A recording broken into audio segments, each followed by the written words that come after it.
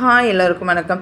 இட்லி கூட கறி குழம்பு வச்சு சாப்பிட யாருக்கு தாங்க பிடிக்காது. அது வந்து மட்டன் குழம்பா இருந்தாலும் சரி, சிக்கன் குழம்பா இருந்தாலும் சரி, மட்டன் கூட வச்சு சாப்பிட்றதுல செம்ம டேஸ்ட்டாக இருக்கும் பார்த்துக்கோங்க.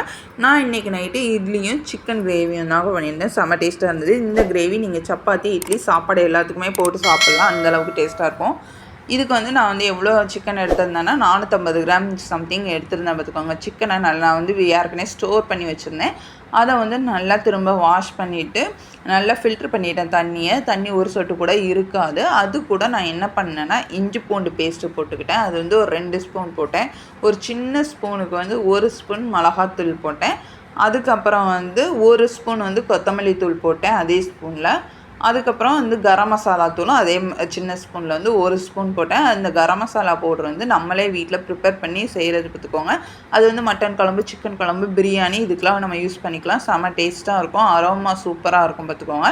அதை நான் மிக்ஸ் பண்ணி வந்து ஒரு 20 நிமிஷம் இருக்கும் நான் ஃப்ரிட்ஜில் வச்சுட்டேன். அதை நல்லா வந்து அதோட ஸ்பைசஸ்லாம் நல்லா அந்த சிக்கனில் இறங்கட்டும் அப்படின்ட்டு ஒரு ஓரமாக வச்சுக்கிட்டேன் பார்த்துக்கோங்க. அது வச்ச கேப்பில் வந்து என்னென்னலாம் குழம்புக்கு தேவையோ அதெல்லாம் ஃபஸ்ட்டு நான் அரேஞ்ச் பண்ணி வச்சுக்கிட்டேன். ஃபஸ்ட்டு என்னென்ன தேவைன்னா 2 பெரிய வெங்காயம் எடுத்துக்கிட்டேன், ஒரு 10லேருந்து 15 சின்ன வெங்காயம் எடுத்துக்கிட்டேன், ஒரு சில் தேங்காய் எடுத்துக்கிட்டேன், ஒரு பெரிய தக்காளி, அதாவது ரொம்ப பெரிய தக்காளியில் மீடியம் சைஸ் தக்காளி எடுத்து வச்சுக்கிட்டேன். ஏன்னா 1/2 kgக்கு இதே போதுமான அளவு பார்த்துக்கோங்க. ஏன்னா இது நம்ம கிரேவியாக தான் வைக்க போகிறோம். இதெல்லாம் எடுத்து நல்லா வாஷ் பண்ணி வச்சுக்கிட்டேன். இது கூட என்னென்ன தேவை அப்படின்னு பார்த்தீங்கன்னா, வர கொத்தமல்லி, நாட்டு கொத்தமல்லி வந்து நான் எடுத்துக்கிட்டேன். உங்கள்கிட்ட வந்து விவசாய கொத்தமல்லியாக இருந்தாலும் ஒன்றும் பிரச்சனை இல்லை, அதுவும் நல்ல டேஸ்ட் கொடுக்கும். ஆனால் நாட்டு கொத்தமல்லிங்கச்சில் இன்னும் நல்ல டேஸ்ட் கொடுக்கும் பார்த்துக்கோங்க. அது வந்து ஒரு 2 ஸ்பூன் எடுத்துக்கிட்டேன். வர கொத்தமல்லி 2.5 ஸ்பூன் சம்திங் எடுத்துக்கிட்டேன். அதுக்கப்புறம் 2 வரமிளகாய் எடுத்துக்கிட்டேன். 1.5 ஸ்பூன் வந்து சோம்பு எடுத்துக்கிட்டேன். ஒரு 3/4 ஸ்பூன் ஜீரகம் எடுத்துக்கிட்டேன். ஒரு 1/4 ஸ்பூன் வந்து மிளகு எடுத்துக்கிட்டேன் பார்த்துக்கோங்க. அது கூட 1 ஸ்பூன் கடலைப்பருப்பு, 3 லவங்கம், 2 துண்டு பட்டை இது எடுத்துக்கிட்டேன். இதெல்லாம் எடுத்து நல்லா வெட்ட வேண்டியதெல்லாம் நல்லா க்ளீன் பண்ணி வெட்டி வச்சுக்கிட்டேன் பார்த்துக்கோங்க. அடுப்பில் வந்து கடாய் வச்சுக்கிட்டேன். கடாய் வச்சு எண்ணெய் ஊற்றிக்கிட்டேன் பார்த்துக்கோங்க. எண்ணெய் ஊற்றுற கேப்பில் இதெல்லாம் கட் பண்ணி முடிச்சுட்டேன் பார்த்துக்கோங்க. கட் பண்ணி முடிச்சுட்டு எண்ணெயை வந்து ரொம்ப சூடுபடுத்தக்கூடாது. எப்போவுமே வெதுவெதுப்பாக இருக்கச்சிலே வந்து நம்ம ஸ்பைசஸாக போட்டுருணும். இப்போ தாளிப்பாக இருந்தால் நம்ம நல்லா சூடு பண்ணி நம்ம வெங்காயம் போட்டோன்னா தாளிப்பு நல்லா முருகலாக வரும், செம்ம டேஸ்ட்டாக இருக்கும். ஆனால் வந்து நம்ம வதக்கிறதுக்கு வந்து எண்ணெய் வெதுவெதுப்பாக தான் இருக்கணும் பார்த்துக்கோங்க. வெதுவெதுப்பாக ஆன உடனே நான் வந்து எடுத்து வச்சுருந்ததெல்லாம் போட்டுட்டு அதெல்லாம் ஃபஸ்ட்டு 2 வதக்கிட்டு கருவேப்பிலையும் கொத்தமல்லியும் எடுத்து வச்சுருந்தேன். சிலவங்க சொல்லுவாங்க நீங்கள் வந்து கொத்தமல்லி போடுறீங்க, கொத்தமல்லி வந்து ரொம்ப நேரம் ஃப்ரை பண்ணக்கூடாது. அப்படிலாம் இல்லைங்க, அதுதான் நல்லா கறி குழம்புக்கு நல்லா வந்து ஒரு டேஸ்ட்டை எடுத்து கொடுக்கும் அப்படின்னு சொல்லுவாங்க. எனக்கு அது ரொம்ப பிடிக்கும். கொத்தமல்லியை நான் எல்லாத்துக்குமே யூஸ் பண்ணுவேன் பார்த்துக்கோங்க. அதெல்லாம் போட்டேன். அது கொத்தமல்லி போட்டோன்னே ஸ்மெல் வெளியே வர ஹெவியாக தூக்க ஆரம்பிச்சிட்டேன். ஏன்னா காற்றுலாம் செம்ம இதாக அடிச்சிச்சா, நல்ல ஸ்மெல் வந்துச்சு. அப்புறம் அதை வதக்கி முடிச்சுட்டு என்ன பண்ணேன்னா, அதுக்கப்புறம் வந்து நான் தேங்காய் போட்டுக்கிட்டேன். தேங்காவை வந்து நம்ம எண்ணெயில் நல்லா ஃப்ரை பண்ணச்சில் என்ன ஆகும்னா நம்மளுக்கு டேஸ்ட் நல்லாயிருக்கும். ஏன்னா தேங்காயில் வந்து இந்த தேங்காய் ஸ்மெல் வந்துடும் பார்த்துக்கோங்க வதக்கச்சில், அது நல்ல டேஸ்ட் கொடுக்கும்.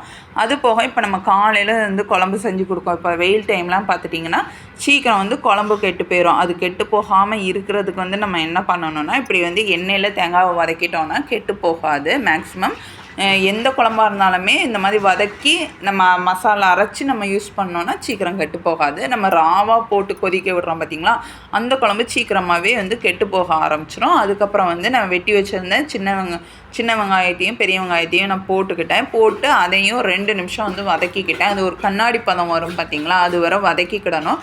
நான் நல்லாவே இந்த வதக்கிறதுக்கு வந்து நான் எண்ணெய் ஊற்றியிருந்தேன். அதனால் வந்து நான் தாளிப்பு கொடுக்கச்சில் வந்து ரொம்ப கம்மியாக தான் எண்ணெய் ஊற்றிருப்பேன். நீங்கள் பார்த்தீங்கன்னா உங்களுக்கு வந்து தெரியும். அதுக்கப்புறம் ஒரு தக்காளி வெட்டி வச்சுருந்தேன் பார்த்திங்களா, அதையும் வந்து நல்லா கட் பண்ணிவிட்டு சேர்த்திக்கிட்டேன்.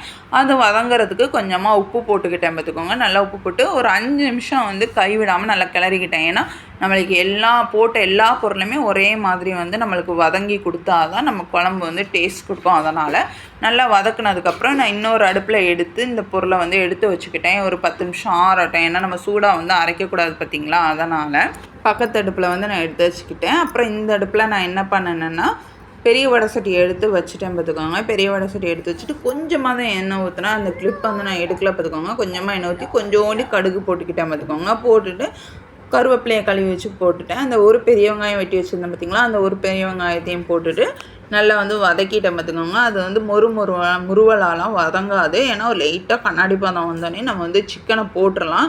இன்னொரு விஷயம் என்னென்னா, நான் எல்லாமே மேரினேட் பண்ணி வச்சது வந்து அந்த ஸ்பைசஸ் இறங்கணும் அப்படின்றத மட்டும் இல்லை. ஏன்னா நம்ம தாளிப்புக்கு கொஞ்சம் தான் எண்ணெய் ஊற்ற போகிறோம். நம்ம வந்து இஞ்சி பூண்டு போட்டால் டக்குன்னு வந்து நம்மளுக்கு அடி பிடிச்சிரும். அதே இது நம்ம மேரினேட் பண்ணி வச்சுருந்ததை போட்டோம்னு வச்சுக்கோங்களேன், அந்தளவு அடி பிடிக்காது. அதனால தான். அப்புறம் வந்து இந்த கறியை போட்டுட்டு ஒரு 2 நிமிஷம் வதக்கணும். இப்போ எல்லோரும் என்ன சொல்லுவாங்கன்னா, கறி போட்டோன்னே ஒரு 2 நிமிஷத்தில் வந்து சிக்கன் வந்து தண்ணி விடுவாங்க. அது உண்மை தான். ஆனால் நம்ம ஃப்ரீசர்லேருந்து நம்ம திரும்ப எடுத்து அதை நல்லா வாஷ் பண்ணி தண்ணியை ஃபில்ட்ரு பண்ணிட்டோன்னா அந்தளவுக்கு வந்து தண்ணி விடாது. நான் 2 டைமாக வந்து நல்லா வந்து மிக்ஸ் பண்ணி விட்டுட்டு அது வேகிறதுக்கு அளவுக்கு தண்ணி வந்து நான் ஊற்றி வச்சுட்டேன் பார்த்துக்கோங்க. அது ஊற்றி வச்சுட்டு அந்த கேப்பில் நான் அரைச்சி வச்சுருந்ததும் ஆறிட்டு நான் ஆறுனதை வந்து நான் வந்து மிக்ஸி ஜாரில் வந்து எடுத்து அரைக்க கொண்டு போயிட்டேன்.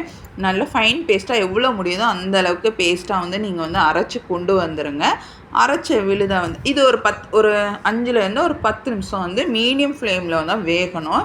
ஹை ஃப்ளேமில் எப்போவுமே சிக்கன் நான்வெஜ்ஜை பொறுத்தவரைக்கும் ஹை ஃப்ளேமில் நீங்கள் வைக்காதீங்க. ஏன்னா ஸ்லோவாக தான் அது குக் ஆகணும். அப்போ தான் அதில் உள்ள பேக்டீரியாலாம் வந்து நம்மளுக்கு செத்து போயிடும்.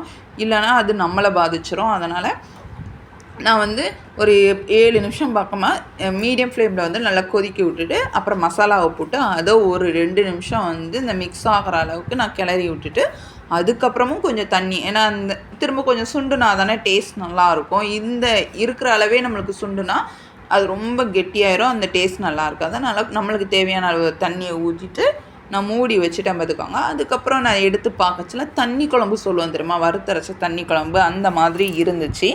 அதுக்கப்புறம் அதை நான் சரி இன்னும் ஒரு 5 நிமிஷம் ஆகட்டும் அப்படின்னு திரும்பியே நான் மூடி நான் வச்சுட்டேன் பார்த்துக்கோங்க. ஒரு 5 நிமிஷம் கழித்து பார்த்தா நல்ல கிரேவியாக ஆரம்பிச்சிட்டு அந்தால நான் வந்து வெட்டி வச்சுருந்தேன் கொத்தமல்லி தலையை வந்து லைட்டாக கசக்கி விட்டுட்டு நான் போட்டேன். கசக்கி போட்டிங்கன்னா அதோடய ஃப்ளேவர் வந்து செம டேஸ்ட்டாக இருக்கும். அதை தான் நான் கிண்ணத்தில் எடுத்து ஊற்றிக்கிட்டு இருந்தேன். என் தம்பிக்கு என் பசங்களுக்கு 2 பசங்களுக்குமே சிக்கன் குழம்பு ரொம்ப பிடிச்சிருந்தது. ஏன்னா நம்ம கடையில் வாங்கி கொடுக்குறத விட வீட்டில் செஞ்சு கொடுக்குறது ரொம்ப நல்லாயிருக்கும். ஏன்னா பசங்க ஃப்ரைட் ரைஸ் ரொம்ப விரும்புகிறாங்க. அந்த மாதிரி உள்ளதை நம்ம வீட்டிலே செஞ்சு கொடுத்துடலாம். சிக்கனை வாங்கி எந்த ரெசிபியாக இருந்தாலும் நம்ம வீட்டிலே செஞ்சு கொடுக்குறது தான் பெஸ்ட்டாக இருக்கும். இந்த வீடியோ பிடிச்சிருந்தா லைக் பண்ணுங்கள், ஷேர் பண்ணுங்கள், கமெண்ட் பண்ணுங்கள்.